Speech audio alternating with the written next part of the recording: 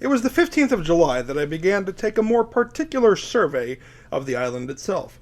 I went up the creek first, where, as I hinted, I brought my rafts on shore.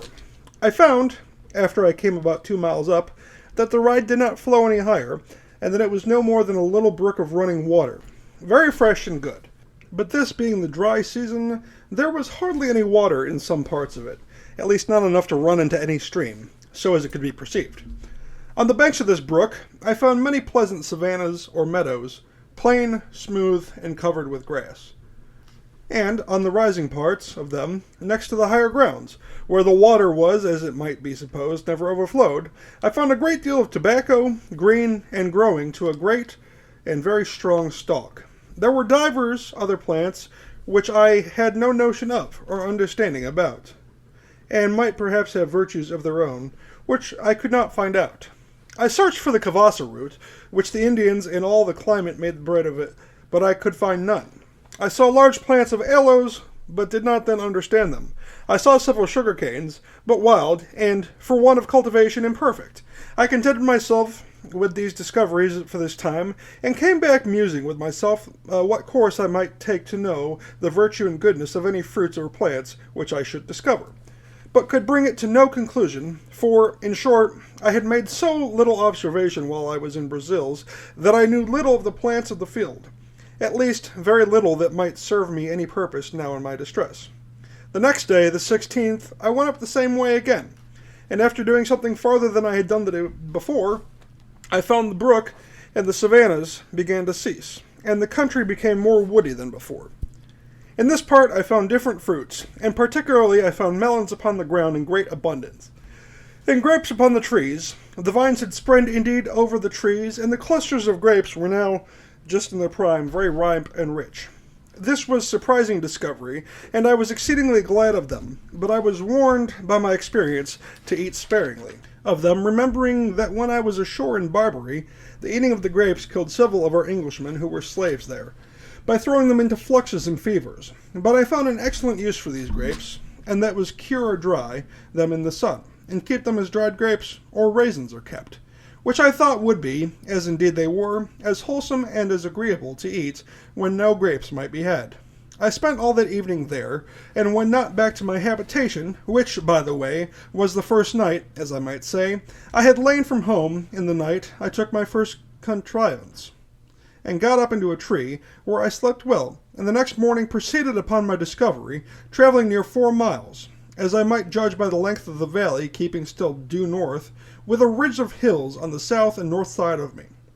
At the end of this march I came to an opening where the country seemed to descend to the west, and a little spring of fresh water, which issued out of the side of the hill by me, ran the other way, that is, due east, and the country appeared so fresh, so green, so flourishing, everything being in constant verdure, or flourish of spring, that it looked like a planted garden. I descended a little on the side of that delicious valley, surveying it with a secret kind of pleasure, though mixed in other afflicting thoughts, to think that this was my own, that I was king and lord of all this country indivisibly, and had right of possession, and I could convey it. I might have an inheritance as completely as any lord or manor of England. I saw here abundance of cocoa trees, orange and lemon and citron trees, but all wild, and few bearing any fruit, at least not then. However, the green limes that I gathered were not only pleasant to eat, but very wholesome, and I mixed their juice afterwards with water, which made it very wholesome, and very cool and refreshing. I found now I had business enough to gather and carry home, and resolved to lay up a stone, as well of grapes of limes and lemons, to furnish myself for the wet season, which I knew was approaching. In order to do this, I gathered a great heap of grapes in one place, and a lesser heap in another place, and a great parcel of limes and lemons in another place.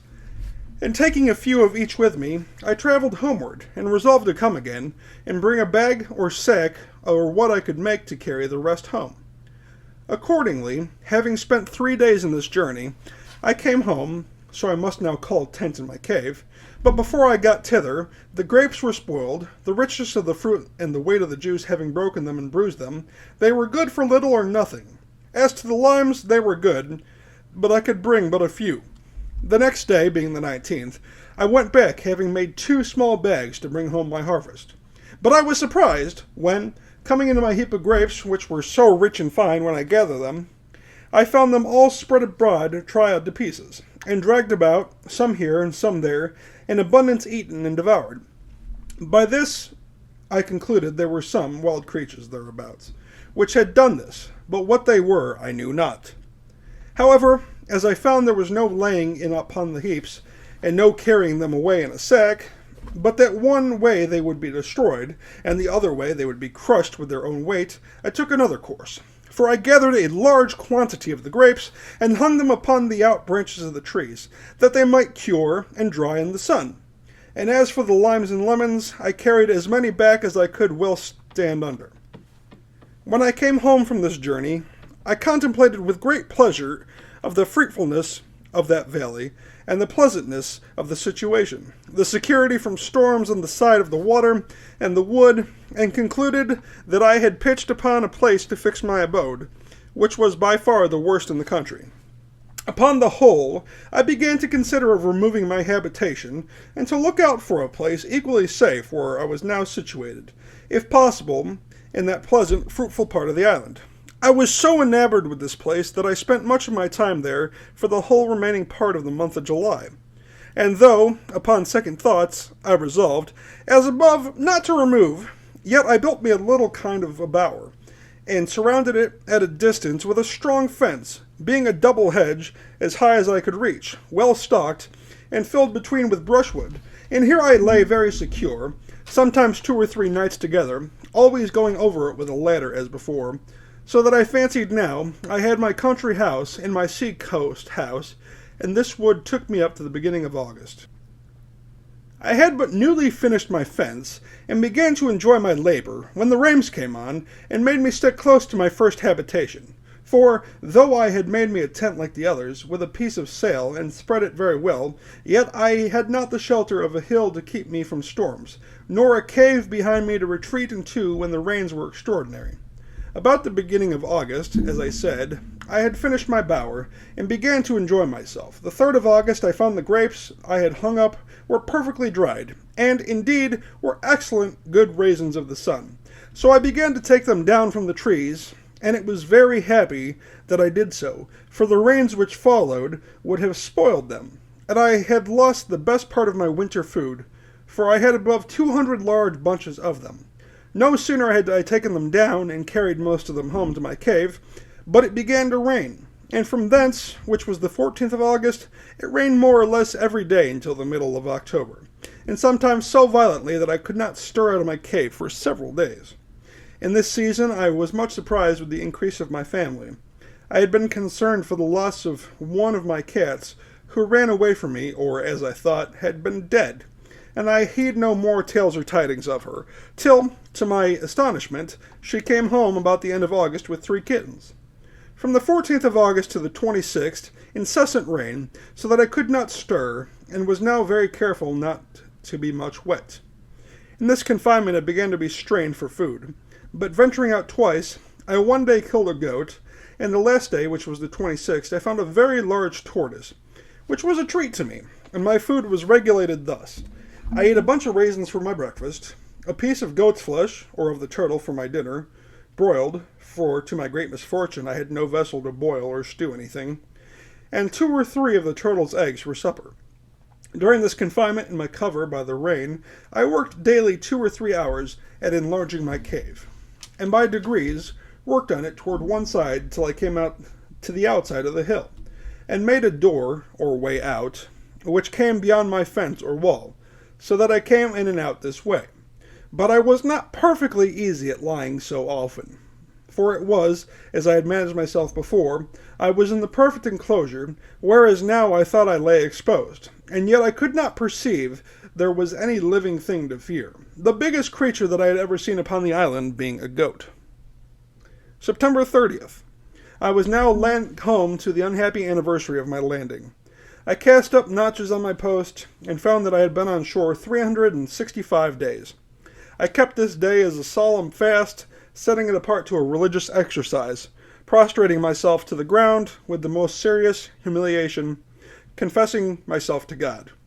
acknowledging his righteous judgment upon me, and praying for him to have mercy on me through Jesus Christ, and having not tasted the least refreshment for 12 hours, even till the going down of the sun, I then ate a biscuit cake and a bunch of grapes and went to bed,